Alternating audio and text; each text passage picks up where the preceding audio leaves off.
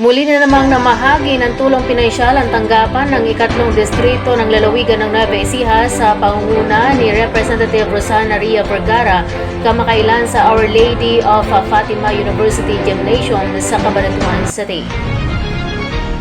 Ang pamamahagi ng Assistance to Individuals in Crisis Situation o AX Food Assistance sa mga indigent ng Cabanatuan ay katulong ang lokal na pamahalaan ng Cabanatuan sa pamumuno ni Mayor Mike Elizabeth R. Vergara kasamang piling staff ng CSWDO na pinamumunuan ni Ms. Helen S. Bagasaw. Dumaan sa 4 na bahagdan ng mga benepisyaryo ng food assistance sa ilalim ng AX program ng DSWD. Una ay ang screening of documents kung saan tinitingnan ang mga dokumento ng mga kliyente. Pangalawa ay ang interview at assessment.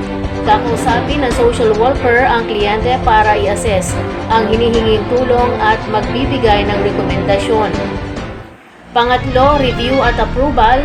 Dito i-review ang ginawang assessment maging ang rekomendasyon ng social worker hanggang sa aprubahan ng approving officer. At ang panghuli ay ang releasing kung saan ang inaprubahan ng assistance ay ibibigay na sa kliyente.